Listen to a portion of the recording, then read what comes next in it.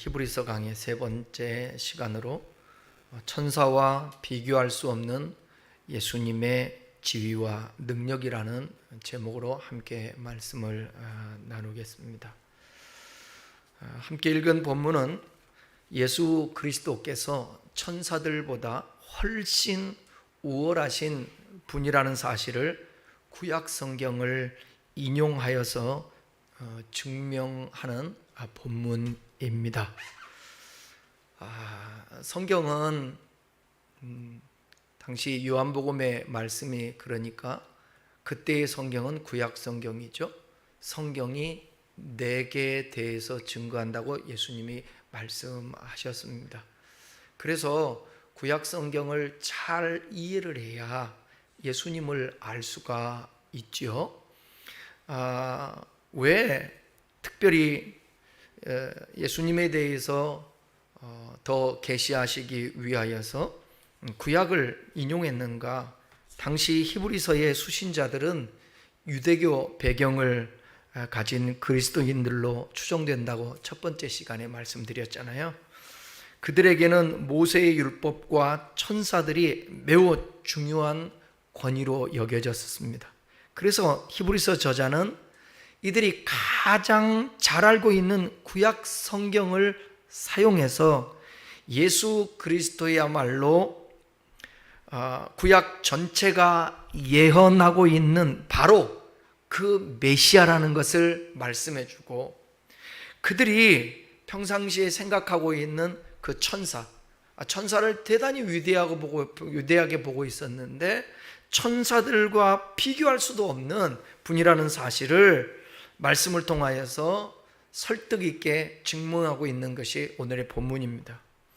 오늘 본문은 단순히 지식을 전달하는 것이 아니고요, 예수 그리스도를 향한 우리의 믿음과 경외심을 더 깊게 하는 목적이 있습니다. 천사들과 예수님을 대비시키잖아요. 우리 함께 읽었던 말씀 보면 예수님의 신성과 영원성, 그리고 예수님의 왕권, 예수님이 어떤 분이신가? 그분은 온 우주와 이 모든 지구상에 있는 피조물들을 다 그 왕권으로 다스린다라는 것을 강조하기 위하여서 지금 이 말씀을 수신자들에게 하고 있는 것입니다. 특별히 오늘 본문은 구약의 시편이라든지 그 다음에 사무엘서를 인용해서 천사들과 비교할 수 없는 예수 그리스도의 어떤 탁월성, 그 다음에 그의 신성을 명확하게 증거하고 있는 것을 볼 수가 있습니다. 우리가 성경을 제대로 이해하고 알아야 신앙의 기본, 그리고 성경을 이해를 해야 우리의 신앙이 올곧게 바르게 정리가 되어서 정립이 되어서 어떤 일들을 볼 때 분별할 수가 있게 되는 것입니다. 제가 주일날 오후에도 말씀드렸나요? 기도원 집에 한번 가서 이렇게 그 말씀을 듣다 참 이렇게 안타까움이 있었다. 그냥 본문 읽어놓고 엉뚱한 얘기들 하고 성도들을 성동을 하고 성도들 그냥 마음을 붕 뜨게 하고 지금 당장 힘없게 하려고 그 엉뚱한 소리들을 하는 거 보고, 그건 그때뿐인 거예요, 여러분. 마약과 똑같습니다. 그래서 우리가 성경을 통하여서 예수님에 대해서, 예수님은 우리의 길이라고 그랬잖아요. 예수님은 우리의 또 진리잖아요. 예수님은 우리의 생명이지 않습니까? 이 세 가지를 우리의 삶에 있어서 매우 중요한 부분이잖아요. 이거를 알려면 예수님을 알아야 된다는 것입니다. 그 예수님에 대해서 지금 구약 성경들을 인용해서 히브리서 기자는 그 당시에 수신자들에게 예수님을 알려주고 싶은 거예요. 자꾸 유대교로 돌아가려고 하고 잘못된 어떤 지식에 의하여서 신앙이 흔들리고 있는 그들을 위해서, 오늘날도 마찬가지입니다. 하나님 말씀을 제대로 이해하지 못하면 신앙에 갈등들이 많아요. 그리고 무슨 일이 일어나면 신앙으로 반응을 못해요. 본능적으로 반응하게 되어 있어요. 그건 그리스도인의 삶이 아닌 것입니다. 예수님은 단순한 선지자나 위대한 인간이 아니라 만유를 창조하시고 다스리시는 하나님의 아들이시며 그 영광스러운 보좌를 물려받으실 분인 것입니다. 첫 번째 생각할 것은 하나님께서 낳으신 아들과 그분께 천사들이 경배한다라는 거예요. 히브리서 1장 5절을 같이 함께 읽겠습니다. 하나님께서 어느 때에 천사 중 누구에게 너는 내 아들이라 오늘 내가 너를 낳았다 하셨으며 또다시 나는 그에게 아버지가 되고 그는 내게 아들이 되리라 하셨느니. 그러니까 지금 히브리서 저자는 수신자들에게 그들이 유대교를 신봉하고 있었던 사람들이 이게 개종을 해서 그리스도인들이 되었잖아요. 구약을 잘 알고 있으니까 구약 성경을 인용해서 수신자들에게 지금 예수님에 대해서 말씀하고 있는 것입니다. 지금 읽었던 이 1장 5절은 시편 2편 7장과 사무엘하 7장 14절을 인용했습니다. 히브리서 저자는 먼저 예수님의 신분을 명확히 합니다. 예수님은 피조물인 천사들과 달리 하나님께서 직접 너는 내 아들이라 선포하신 분이라는 거예요. 이게 시편 2편 7절에 너는 내 아들이라 오늘 내가 너를 낳았도다 이 말씀을 인용한 것이거든요. 시편 2편은요 이스라엘의 왕의 즉위식에서 불려진 왕의 시입니다. 이게 고대 근동에서 왕은 신의 아들로 불렸어요. 왕이 딱 된다 그러면 신의 아들이야. 저는 신이 왕되게 하신 거야. 그만큼 권위가 있었습니다. 왕이. 그래서 하나님께서 왕을 세우셨음을 선포하는 상징적 언어, 그게 너는 내 아들이라 이런 표현인 거예요. 오늘 내가 너를 낳았도다. 이건 시간적 출생을 말하는 것이 아니라 왕위를 세우심, 즉 하나님께서 다윗의 계열의 왕을 공식적으로 자기 아들로 선포하신 것입니다. 그러니까 하나님이 세우셨다라는 거예요. 히브리서 저자는 예수님의 부활 승천을 통해서 이 시편의 궁극적 성취가 나타났다고 보는 것입니다. 예수님은 단순히 다윗의 후손으로 즉위하신 왕이 아니라 하나님의 본질적 아들이자 메시아로서 공식적으로 선포된 분이라는 것입니다.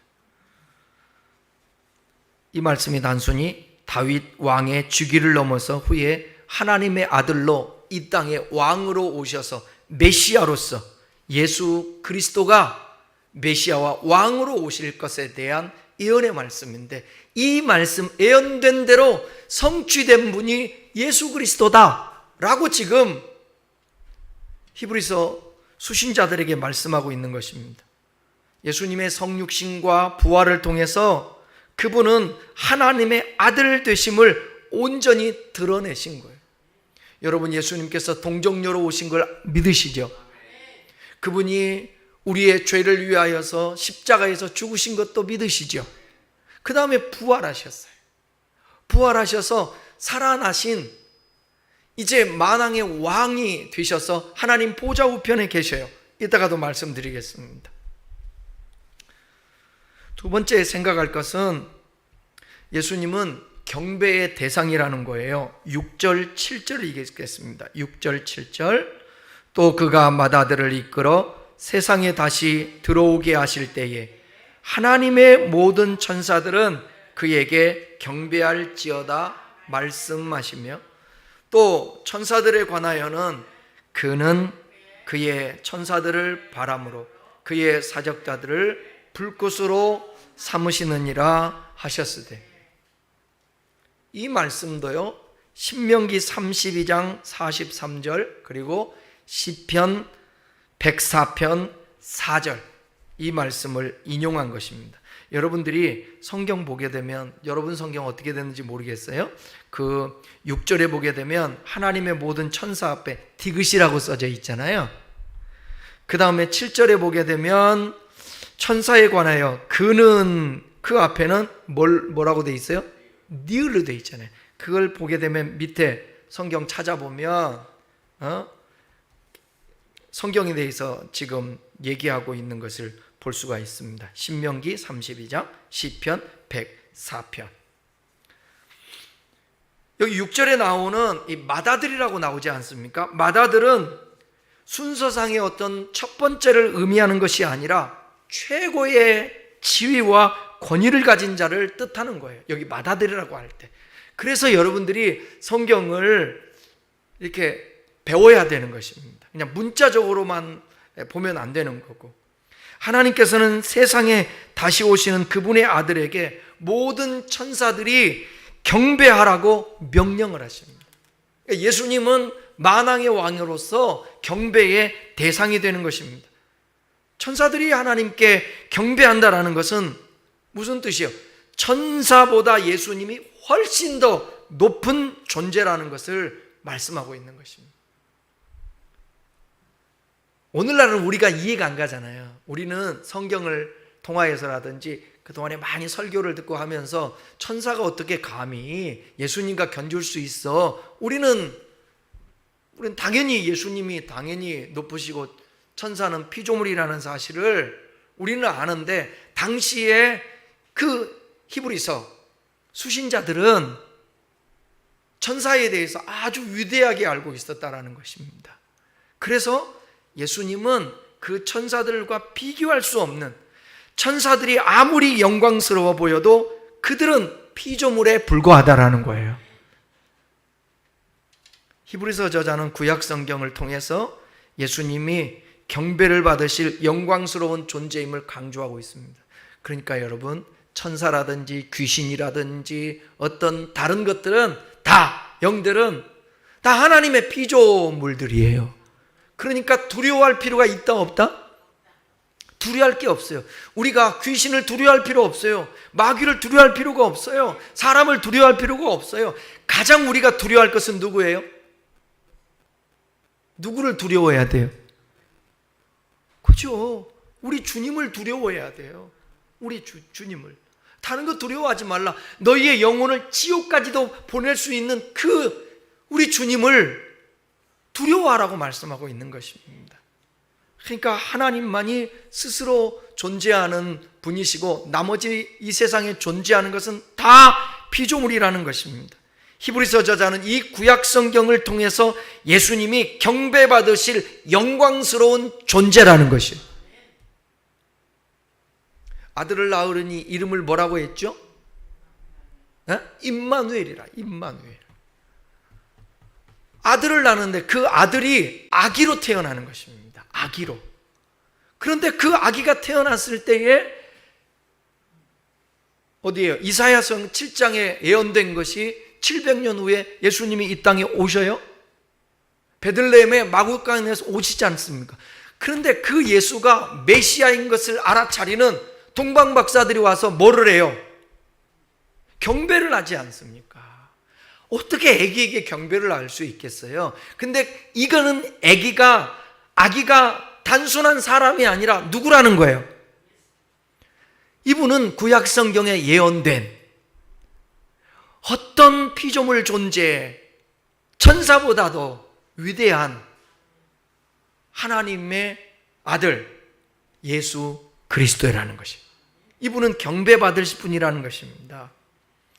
6절에 보시면 신명기 32장 43절을 인용했는데 히브리 본문에서는 없어요.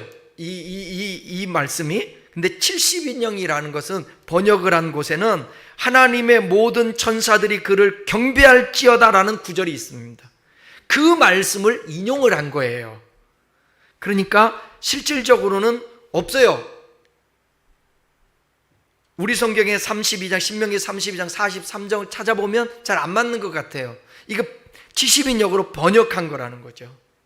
그것을 인용한 것입니다. 거기에 보면 하나님의 모든 천사들이 그를 경배할지어다 이렇게 나와 있어요. 경배는 오직 하나님께만 드리는 거예요. 사람에게 드리는 게 아니라고요. 옛날에 하나님을 믿지 않는 자기를 신격화한 존재들은 경배의 대상이었어요. 성경에 보게 되면 바벨론의 누가 경배의 대상? 느부갓네살 왕 경배의 대상이었지 않습니까? 그런데 인간은 경배의 대상이 안 되는 거예요. 누가 경배의 대상이 되느냐? 하나님이신 예수 그리스도가 경배의 대상이라는 것을 지금 히브리서 수신자들에게 말씀하고 있는 것입니다. 천사들조차도 예수님을 경배해야 된다는 것입니다. 하나님의 맏아들이신 예수님께서 세상에 오실 때 천사들조차 그분께 경배할 것이다. 나팔을 불며 천사들이 경배하게 된다는 것입니다.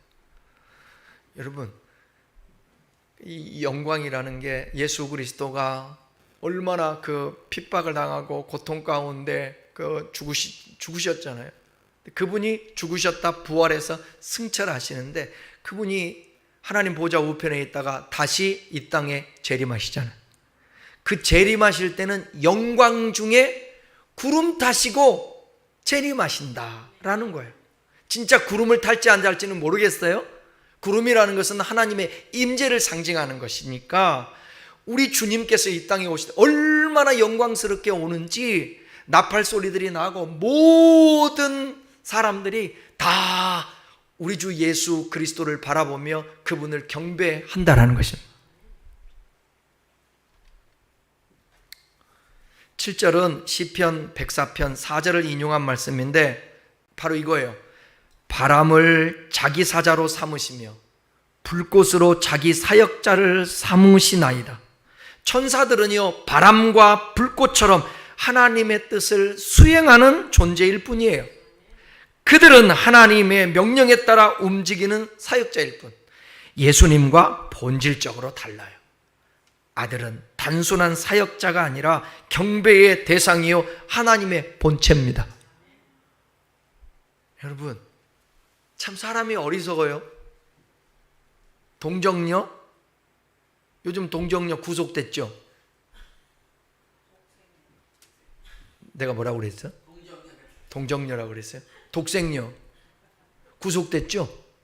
지금 참 어머니라고 그랬는데 좀 요즘 이상해요. 제가 왜 이상하냐면 그래도 참 어머니면 교주고 신인데 통일교에서 상식적으로 생각하면 저분이 구속되면 지금 뭔 일이 벌어져야 돼요? 난리가 나야 되지 않겠어요? 난리가 나야 되는 거예요. 그런데 수사 잘 받겠다고 그러고 이번 기회를 통하여 쇄신하겠다고 이러는 거예요.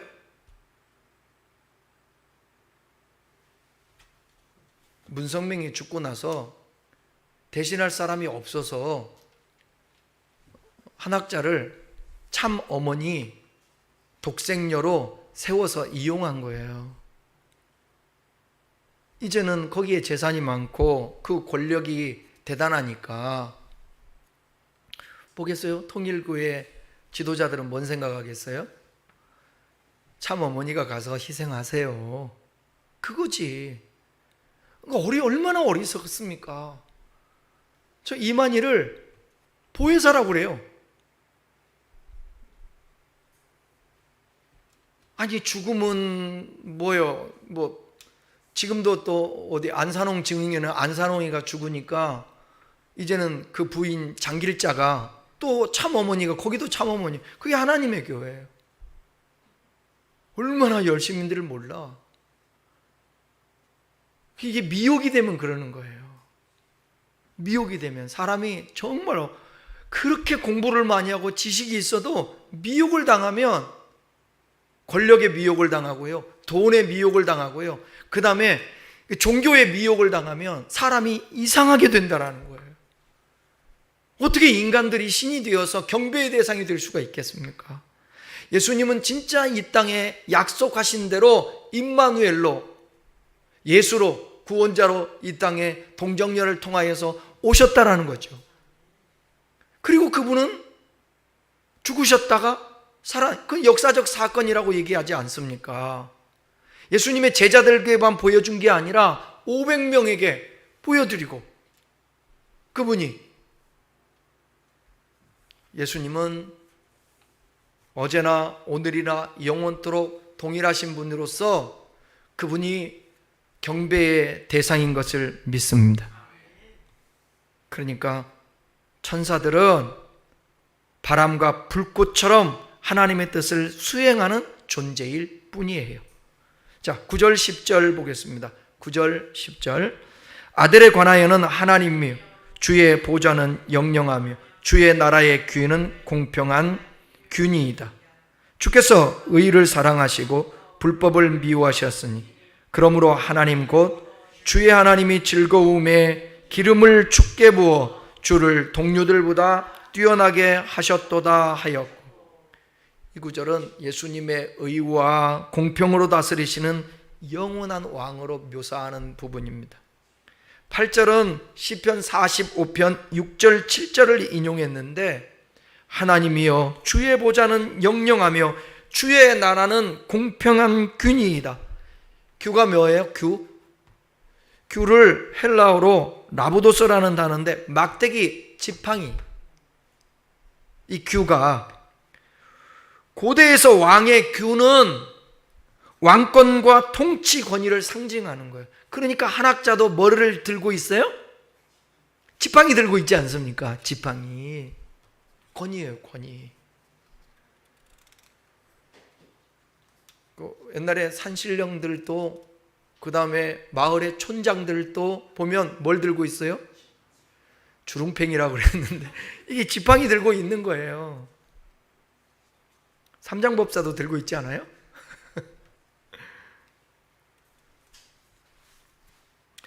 고대의 왕의 규는 왕권과 통치 권위를 상징했습니다. 그래서 규는 단순한 지팡이가 아니라 공의와 질서로 다스리시는 왕권을 의미하는 것입니다.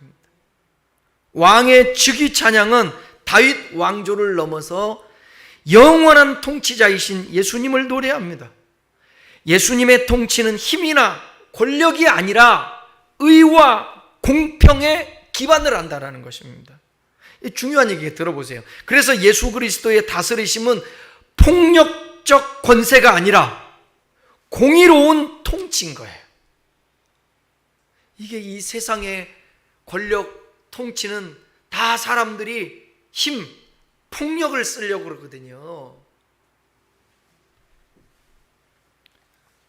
근데 하나님은 공의로 통치한다라는 거예요. 여기 공평한 규는 그분의 나라는 정의와 공평을 기준으로 세워진 나라임을 선언합니다. 그리스도의 통치는 세상의 부패한 권력과 달리 하나님의 공의로운 성품이 드러나는 통치라는 뜻입니다. 성도들이 세상 속에서 불공평을 경험할 때가 우리가 많죠. 그러나 예수님은 지금도 공평한 규로 다스리시는 참된 왕이심을 기억해야 합니다. 우리는 세상의 기준이 아니라 그리스도의 공의로우신 그 다스림 속에서 순종하며 살아가는 백성으로 부름받았습니다. 그런데 요즘 장로교단의 총회 기간이거든요. 제가 그 총회 하는 모습들을 좀 보니까 가관이 아니에요. 가관이 아니에요. 거짓, 그 다음에 권모, 술수, 그 다음에 권력 앞에 아부하기 위해서 뇌물을 바치고, 그래서 정상적인 회의가 늦어지기도 하고, 정식 대의원이 맞네 안 맞네 하면서 다투면서 회의를 진행하지 못하고, 정의가 어디 있을까? 하나님은 보고 계시는데, 하나님은 보고 계시는데. 대의원 중에 누가 나와서 그러더라고. 하나님 앞에서 내가 정직하게 얘기한다고. 그래도 그걸 믿지 않고 자기 의를 주장하는 사람들이 얼마나 많은지 몰라요. 저와 여러분은 실패한다 할지라도, 때로는 손해본다 할지라도, 때로는 죽는다 할지라도, 때로는 당한다 할지라도 공의 앞에서는 우리가 그것을 따라야지 거짓과 해석한 것에 의해서, 저와 여러분들이 제가 확증 편향이라는 말을 잘 쓰잖아요. 제발 그러니까 올바른 기준을 가지고 판단을 해야 되는데, 근데 모든 사람들이 다 그리스도인들이 그렇게 생각하지 않겠어요? 아이고, 저렇게 위대하신 목사님이 지금 얘기하는데 저분이 말이 맞지. 내가 아무리 생각해도 저 사람들은 이해가 안 가. 내 말이 옳은 거야. 그것이 성경의 근거가 되냐고요. 그래서 우리가 분별력을 가져야 되는데, 여러분, 확증 편향은 대단하게 무서운 거예요. 이거는 확증 편향이라는 것은 뭐냐면 내가 정확하게 안다라는 오만이에요. 여러분, 틀릴 수도 있다라는 것을 교묘하게 늘 언제나 생각해야 됩니다. 그러니까 주장할 때는 항상 내 생각을 말하는 것이 아니라, 성경은 우리의 텍스트가 성경이니까 성경은 도대체 뭐라고 얘기하고 있는가, 그 근거를 가지고. 근데 성경 한 구절만 가지지 말고 성경을 볼 때 문자끼리 충돌을 하게 되면, 문제가 생기면 문자에 문제가 생기다. 이게 사실인가 아닌가? 이게 번역상에 문제가 있을까 없을까? 이게 과학적인가 과학적이지 않는가? 성경은요, 따라해봐요. 성경은 사실을 말하려고 하는 것이 아니라 진리를 말하려고 하는 것이다. 그러니까 성경을 여러분 과학적으로 해석하려고 그러면 안 돼요. 성경 보다가 어느 구절끼리 충돌을 하면 중요한 게 뭐냐면 성경 전체가 말하고 있는 정신을 가지고 해석을 해야 돼요. 그러니까 문자적으로 해석하면 안 된다는 거예요. 저와 여러분들이 그러는 거예요. 성경 몇 구절을 그거 가지고 이게 아버지의 뜻이다 이렇게 말하면 안 돼요. 성경 전체에 흐르는 하나님의 의도를 알아야 되는 거죠. 왜냐하면 구약과 신약이 다르게 말하는 부분도 있거든요. 또 환경에 따라서 다르게 말하는 것도 있거든요. 제가 늘 잘 사용하는 번제는 사람이 만든 거예요? 하나님이 드리라고 한 거예요? 번제를 사람이 알아서 드리는 거예요? 하나님이 드리라고 해서 드리는 거예요? 뭐야? 레위기서에 당연히 성경 모세를 통하여 말씀하면서 번제를 드리라고 했잖아요. 그러니까 하나님이 드리라고 한 거예요. 제사는요? 제사도 하나님이 드리라고 해서 사람이 드리는 거지. 그러니까 하나님이 드리라고 그랬다고. 맞잖아요. 번제를 하나님이 드리라 그랬다고. 드리라고 그랬다고. 그런데 레위기서는 그렇게 말씀하는데 호세아서에서는 또 하나님이 호세아를 통해서 뭐라고 그러는가? 나는 제사를 받지 않겠다. 나는 번제를 보다도, 그 다음에 또 시편에 보게 되면 뭐냐면 나는 제사보다도 뭘 더 원한다 이렇게 얘기하고. 그럼 충돌되잖아. 제사를 드리라는 얘기야 말라는 얘기야? 그게 아니라, 제사를 드리지 말라는 게 아니라 제사를 드리는데 이런 정신을 가지고 드리라는 것을 강조하는 거예요. 성경에도 말하고 있잖아요. 만약에 주님 앞에 예물을 드릴 때, 제사를 지낼 때에 만약에 형제하고 다툰 일이 있으면 어떻게 하고 와서? 화목하고 와서 제사를 드리라는 거예요. 그렇지 않으면 안 받겠다라는 거예요. 여기서 중요한 건 뭐예요? 제사를 드리지 말라는 거예요? 아니면 화목하라는 거예요? 화목하라는 거예요. 그러니까 이 세상을 하나님 외에 누가 공의롭겠습니까? 우리는 공의로우려고 늘 애쓰고 노력하고 진짜 정의로운 사람 편에 서려고 아는 만큼이라도 진실되게 내 욕심을 빼고.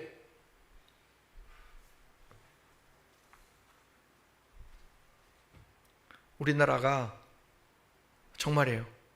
이게 동서가 하나만 돼도 어마어마한 에너지들이 나올 거예요. 어마어마한 에너지들이. 나라들마다 반쪽씩 나서 어려움을 겪는 나라들이 많습니다. 여러분, 영국 같은 경우도 있잖아요. 남쪽하고 북쪽하고 거의 이렇게. 스코틀랜드 같은 경우는 잘 아시죠? 런던하고 원수지간입니다. 완전히 원수지간.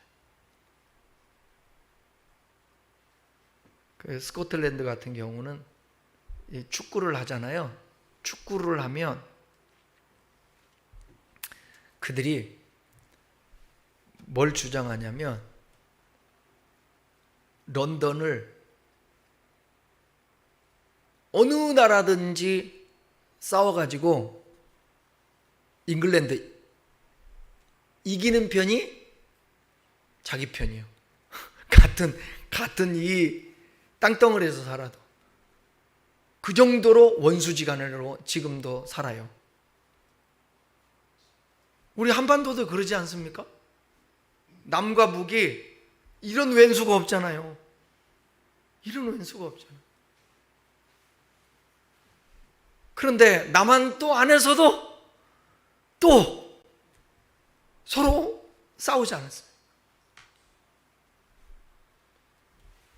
왜 똑같이 예수 믿는데 왜 지역에 따라 하나님이 다른 하나님이 되죠? 왜 하나님이 지역에 따라 다른 하나님이 되냐고. 뭐가 문제일까? 하나님이 문제일까? 그렇게 해석하고 맹목적으로 따라가고 있는 오늘날 그리스도인들의 이 잘못인 거예요.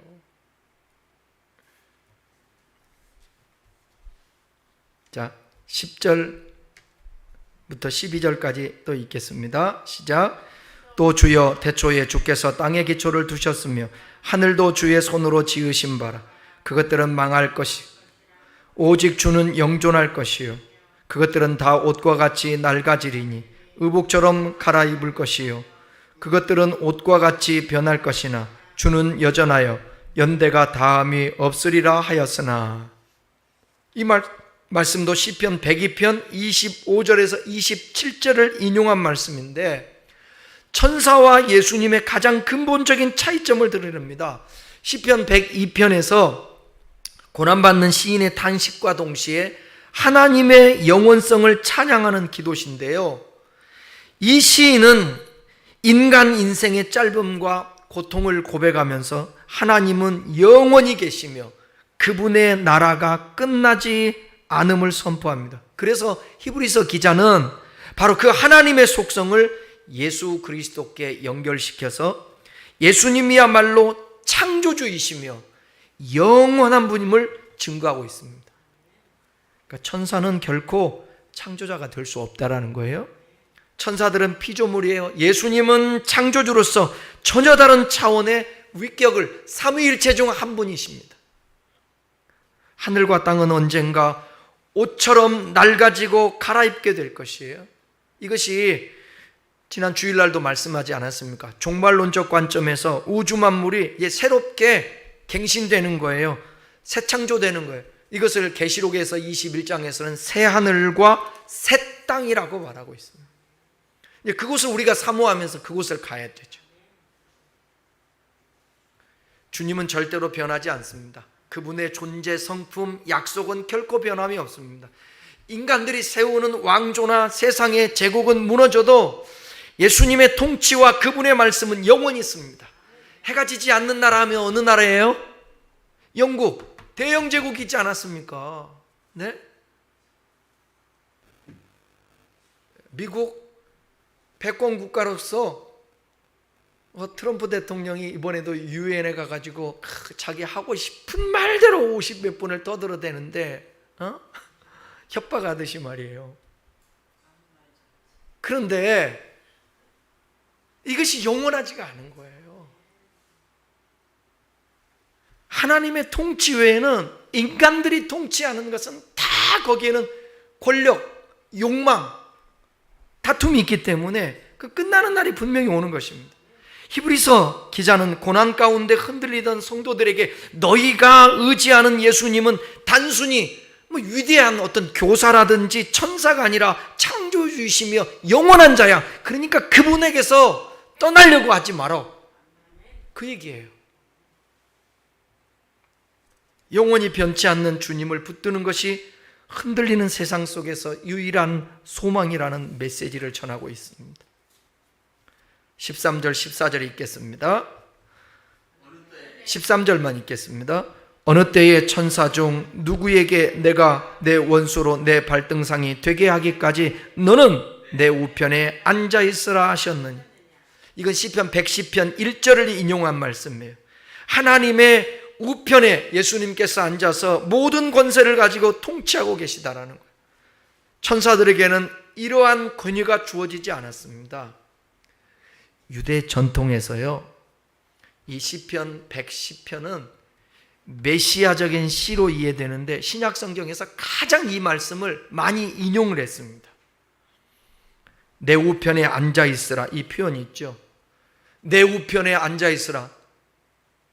하나님 보좌 우편에 앉으라. 이것은 그분의 권능과 통치의 자리를 의미하는 거예요. 고대 왕정 문화에서 왕의 오른편은 가장 큰 권위를 또 권세를 상징하는 자리였습니다. 그리고 또 이렇게 나오잖아요. 원수를 발등상으로 삼는다.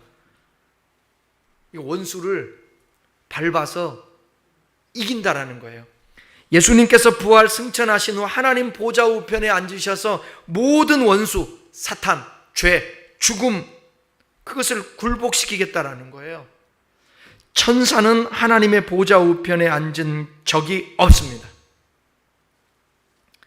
오직 예수 그리스도만이 이 권세와 승리의 자리를 차지하고 거기에 계시는 거예요. 그러니까 우리 주님을 이길 자 없어요. 우리 주님이 그랬잖아요. 내가 포도나무요 너희는 가지니 가디가 포도나무에 붙어 있어야 많은 열매를 맺는다고. 그 통치자인 위대한 통치자이신 그 주님께 우리가 붙어 있는 것입니다. 내가 권력으로 내가 통치하려고 하고 그게 아니라 내가 섬길 때에 주님이 그 섬기는 곳에 역사하시는 거예요. 저와 여러분은 항상 통치하려고 그러고 다스리려고 그러고 위에 있으려고 그러고 이렇게 돼 있거든요. 근데 예수님은 거꾸로 하셨잖아. 섬기는 분이셨잖아. 그러다 보니까 그분을 하나님 보좌 우편에 세우시지 않습니까? 모든 이름 위에 뛰어난 이름을 주셨지 않습니까? 14절 마지막 14절 읽겠습니다. 14절 모든 천사들은 섬기는 영으로서 구원받을 상속자들을 위하여 섬기라고 보내심이 아니냐. 첫 시간에도 이 부분을 설명한 적이 있는데 여기 보니까 모든 천사들은 무슨 영이라고 그랬어요? 섬기는 영인데 원래는 부리는 영이라고 해요. 부리는 영. 스스로 주권자가 아니라 섬김을 위해서 존재하는 영적 존재입니다. 그러니까 여러분 물어볼게요. 우리가 높아요? 천사가 높아요? 네? 우리가 높아요? 천사가 높아요? 왜 목소리가 적지? 천사는 안 보이고 날개 있고 멋있고 막 그래서 그 영이라서 그러나? 성경은 천사를 자녀라고 한 사실이 없어요. 사자라고 얘기하고 심부름꾼이라고 얘기해요. 섬기는 영이에요. 부리는 영이에요. 그러니까 우리 주님을 수종들고 하나님의 자녀인 우리들을 수종들, 저는 믿지는 않지만 옛날에 간증하는 분들이 환상을 봤다고 하면서 우리 안수 집사님들 지금 주변에 천사들이 10마리, 10마리? 뭐라고 해야 되나? 분이라고 해야 되나? 말이라고 해야 되나? 명이라고 해야 되나? 사람이 아닌데? 십존재가 지금 막 여기서 춤을 추고 있고 보호하고 있고 십존재라고 그래야 되겠다. 10명? 10분? 어쨌든 천사는요 여기 뭐라고 나와 있어요? 뭐라고? 14절에 보게 되면 구원받을 상속자들을 위하여 섬기라고 보내심이 아니냐. 구원 얻을 상속자는 누구를 얘기하는 거예요? 뭘 구원 얻을 상속자들이 들이잖아. 복수. 누구? 그렇지, 성도들을 얘기하는 거예요. 성도들. 그러니까 옛날에 뭐 환상으로 봤든 안 봤든 그냥 성경대로 하면 여러분들을 돕는 천사가 있을까 없을까? 에? 봤어요? 안 봤죠? 안 봤지만 성경에 나오잖아. 성경에 뭐라고 나와요? 네? 구원받은 상속자들을 위하여 섬기라고 보내십니다. 섬기라고. 그러니까 성도들을 섬기는 거예요. 누가? 그런데 그 천사가 어떻게 예수님과 비교할 수가 있겠습니까? 절대로 비교할 수가 없죠. 하나님의 백성을 돕는, 절대로 주인도 왕도 안 돼요.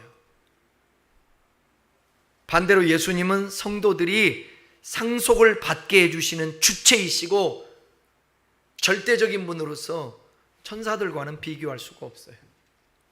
그러니까 숭배의 대상이 된다 안 된다? 천사는 숭배의 대상이 안 된다. 영적인 존재라 할지라도. 옛날부터 천사의 존재하면 뭐 외국이든 우리나라든 멋있고 그 다음에 날개를 달고 있고 그렇지 않습니까? 근데 그런 존재들이 섬김의 경배의 대상이 아니라 오히려 우리 주님을 그 다음에 우리를 섬기고 돕는 존재라는 것입니다. 뭐 학자들에 의하면 뭐 정확하게 이게 근거 있는 얘기는 아니지만 천사들이 하나님 섬기라고 했던 찬양을 맡은 천사들이 타락을 한 게 그게 또 마귀가 됐다고 얘기 우리들 하지 않습니까? 절대로 천사는 섬김의 대상이 아닌데 당시에 천사를 너무 위대한 존재로 여겼기에 우리 예수님이 어떤 분이신가를 부각시키고 그분이 얼마나 위대하신가, 비교할 수 없는 지위와 능력을 가지고 계시다라는 사실을 수신자들에게, 지금 히브리서 수신자들이 알려주기 위해서 지금 이 본문의 구약 성경을 인용해서 예수님은 이렇게 천사들보다 뛰어나신 분이라고 말씀하고 있는 것입니다. 말씀 마치겠습니다. 우리는 천사들과 비교할 수 없는 예수 그리스도의 영광스러운 그런 신분을 본문을 통해서 확인했습니다. 예수님은 영원한 보좌에 앉으신 만물의 창조주이시며 하나님의 아들이십니다. 우리의 모든 죄를 위해 이 땅에 오셨고 십자가에 죽으시고 부활하심으로 모든 원수를 물리치고 승리하셨습니다. 그리고 하나님 보좌 우편에서 이 세계를 다스리고 계시는 만왕의 왕이십니다. 그렇기 때문에 이제 이 주님을 우리의 마음에 함께 하심을 믿고 그분을 영원히 높이고 그분을 따라가는 참된 제자가 될 수 있기를 주님의 이름으로 축원합니다. 기도하겠습니다.